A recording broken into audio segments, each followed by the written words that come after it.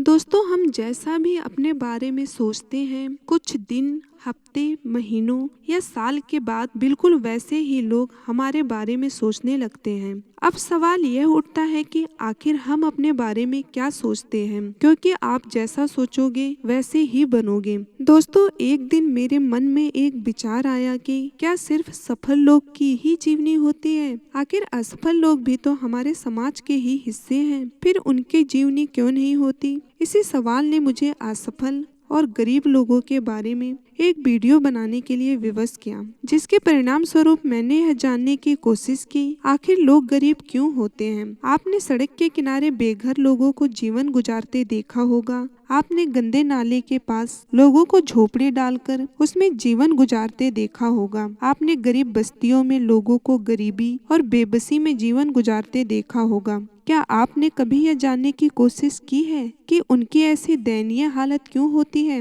नहीं ना। आखिर आपको क्या पड़ी है उनके बारे में जानने की? वो आपके रिश्तेदार थोड़े ही लगते हैं। जी हाँ, आप बिल्कुल सही हैं। सभी का अपना जीवन होता है और वो सभी काफी हद तक अपने इस जीवन के लिए खुद ही जिम्मेदार होते हैं। अब आप यह कहेंगे कि सभी के अपने अपने भाग्य होते हैं, लेकिन दोस्त, मैं यहाँ पर आपकी बात को काटते हुए ये कहूंगी कि सभी के अपने अपने कर्म होते हैं और वही कर्म किसी को झोपड़ी और किसी को महल में रहने के लिए जिम्मेदार होते हैं। आपके कर्म कैसे होंगे? जैसे कि आपके सोच होंगे, क्योंकि आपके सोचने का तरीका ही आपके कर्म को प्रभावित करता है और आपका वही कर्म आपके भाग्य को प्रभावित करते हैं। आज के इस वीडियो में हम आपको सोचने और काम करने के तरीकों से आपके भाग्य को जोड़ते हुए यह साबित करेंगे कि आपके सोचने के तरीके ही आपको अमीर या गरीब बनाते हैं। तो आइए अब आगे बढ़ते हैं और आज के टॉपिक में गहराई से जाते हैं। दोस्तों, अगर आप चैनल पे नए आए हैं तो कृपया चैनल को सब्सक्राइब कर लें, ताकि ऐसी ही वीडियो आप तक सबसे पहले पहुंचे। चलिए जानते हैं आखिर हम जैसा सोचते हैं वैसा क्यों बनते हैं।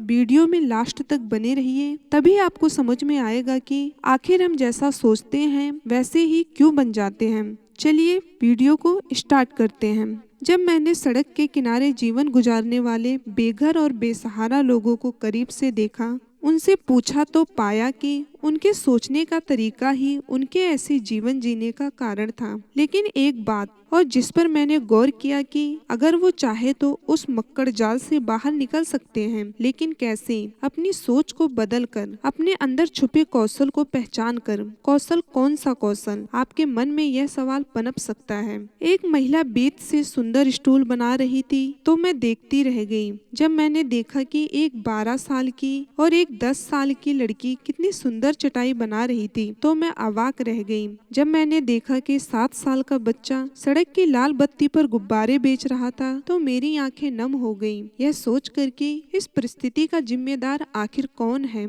जबकि देखा जाए तो वह महिला और बच्ची उत्पादन के कार्य में और वह 7 साल का बच्चा बिक्री के कार्य में लगे हुए थे। उनकी कला और संघर्ष को देखने के बाद मैंने उनसे उनके उस दयनीय जीवन के बारे में चर्चा किया तो पाया कि उनके सोचने का तरीका निम्न स्तर का था और वही सबसे बड़ा कारण था कि उन्हें निम्न स्तर की जीवन शैली जीने को मजबूर कर रहा था। दोस्तों, वो दूर दरार के क्षेत्रों से यहाँ पर रोजी रोटी की तलाश में आए हैं और उनके पास रहने को घर नहीं है, इसलिए वो सड़क के किनारे झोपड़ी बनाकर और थोड़े बहुत छोटे मोटे काम करके किसी तरह अपना और अपने परिवार का पालन पोषण कर लेते हैं। और उन्होंने यह भी बताया कि उनके गांव में जीविका का कोई साधन नहीं है और ना ही उनके पास कोई खेत और खलियान है। उनके गांव में उन्हें बहुत ही हे दृष्टि से देखा जाता है। उनकी छोटी जाति के कारण उन्हें बड़ी जातियों द्वारा शोषण किया जाता है। वो अपने आप को समाज से कटा हुआ मानते हैं। आखिर वो करे भी तो क्या करे और कर भी क्या सकते हैं, यह उसका मानना है। उनके जीवन में कोई उमंग नहीं है,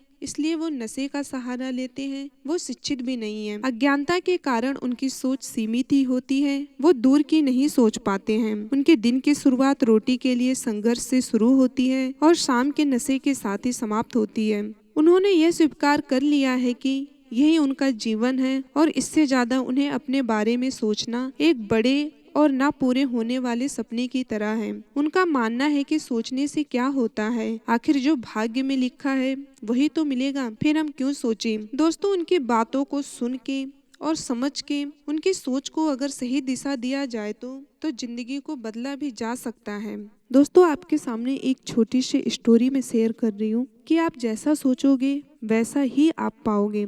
अत्यंत गरीब परिवार का एक बेरोजगार युवक नौकरी की तलाश में किसी दूसरे शहर जाने के लिए रेलगाड़ी से सफर कर रहा था। घर में कभी कभारी सब्जी बनती थी, इसलिए उसने रास्ते में खाने के लिए सिर्फ रोटियां ही रखी थी। आधा रास्ता गुजर जाने के बाद उसे भूख लगने लगी और वह टिफिन में से रोटियां निकालकर खाने लगा। उसके खाने का तरीका कुछ अजीब था। वह रोटी का एक टुकड़ा लेता और उसे टिफिन के अंदर कुछ ऐसे डालता मानो रोटी के साथ कुछ और भी खा रहा हो, जबकि उसके पास तो सिर्फ रोटियां थीं। उसके इस हरकतों को आसपास के और दूसरे यात्री देखकर हैरान हो रहे थे। वह युवक हर बार रोटी का एक टुकड़ा लेता और झूठ मूठ का टिफिन में डालता और खाता। सभी सोच रहे थे कि आखिर वह युवक ऐसा क्यों कर रहा था। आखिरकार एक व्यक्ति से रहा नहीं गया और उसने उससे पूछ ही लिया कि भैया, तुम ऐसा क्यों कर रहे हो? तुम्हारे पास सब्जी तो है ही नहीं, फिर रोटी के टुकड़े को हर बार खाली टिफिन में डालकर ऐसे खा रहे हो मानो उसमें सब्जी हो। तब उस युवक ने जवाब दिया, भैया, इस खाली ढक्कन में सब्जी नहीं है, लेकिन मैं अपने मन में यह सोच कर खा रहा हूँ कि इसमें बहुत सारा अचार है